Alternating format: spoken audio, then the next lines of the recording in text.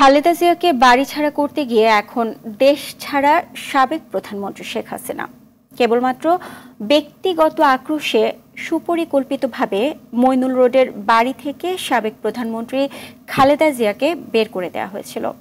স্বামী সন্তান নিয়ে ৪০ বছর ধরে বসবাস করা বাড়ি থেকে বাস্তুচ্যুত হয়ে সেদিন গুলশান কার্যালয়ে অঝরে কেঁদেছিলেন খালেদা জিয়া। শেখ হাসিনা অবশ্য স্বীকার করেছিলেন খালেদা জিয়াকে ক্যান্টনমেন্ট থেকে বের করে দেওয়ার কথা। ঠিক কি ঘটেছিল সেদিন ফিরে দেখার চেষ্টা করেছেন মাইদুর রহমান রুবেল।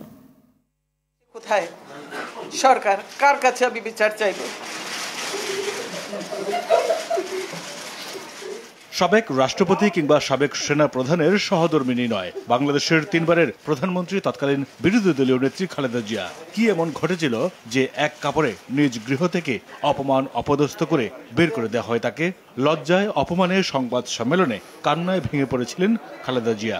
অথচ তারা মিথ্যা কথা বলছে যে আমি নিজে বাড়ি ছেড়ে বেরিয়ে এসেছি। এটা সম্পূর্ণ মিথ্যা কথা, বানোয়াট। তার এমন কান্নার পেছনের গল্প জানেন না তরুণ প্রজন্মের অনেকেই।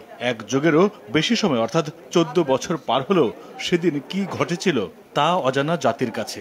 13 নভেম্বর 2010 3 বারের প্রধানমন্ত্রী বেগম খালেদা জিয়াকে তার স্মৃতি বিজড়িত বাড়ি থেকে কিভাবে বের করে দেওয়া হয় তার কিছু ভিডিও পাওয়া যায়। আপনারা তো সব জিনিস ইলিগাল করছেন, কোনো আমার ভ্যালিড ডকুমেন্ট কোনোদিনই ইলিগাল হতে পারে না। গোপনে ধারণ করা একটি ভিডিওতে দেখা যায় বাসার সোফায় বসে আছেন খালেদা জিয়া। তাকে বের হয়ে আসতে বলছেন উচ্ছেদে নেতৃত্ব দেয়া কর্মকর্তারা। আচ্ছা যাই হোক ম্যাডাম, এখন আপনাকে আপনাদের সাথে একটু আসতে হবে, সহযোগিতা করতে হবে। না, আমি এখন বের হব। আপনি কখন বের হবেন?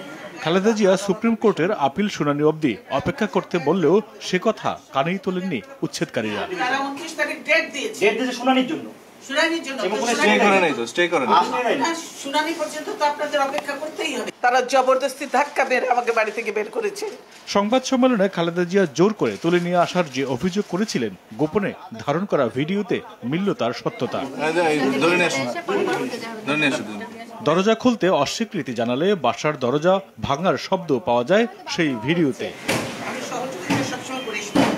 পরবর্তীতে গণমাধ্যমের যখন খালেদা জিয়ার বাসায় যাওয়ার অনুমতি মেলে তখন দেখা যায় শোবার ঘরের দরজার তালা লাগানোর জায়গাটি ভাঙা, বাড়ির মূল ফটকের সিটকিনিও ভাঙা। তবে সে বিষয়ে কোনো বক্তব্য পাওয়া যায়নি তৎকালীন দায়িত্বপ্রাপ্তদের। যদিও সংবাদ সম্মেলন করে তৎকালীন আইএসপিআর কর্মকর্তা খালেদা জিয়াকে বের করে দেওয়ার কথা অস্বীকার করে উল্টো তার উপরই দোষ চাপিয়েছিলেন। টেনে হিচড়ে বাড়ি থেকে বের করে দেয়া, দরজার তালা ভাঙা, এক কাপড়ে চলতে যেতে বাধ্য করা, নিকটাত্মীয়ের সাথে অসদাচরণ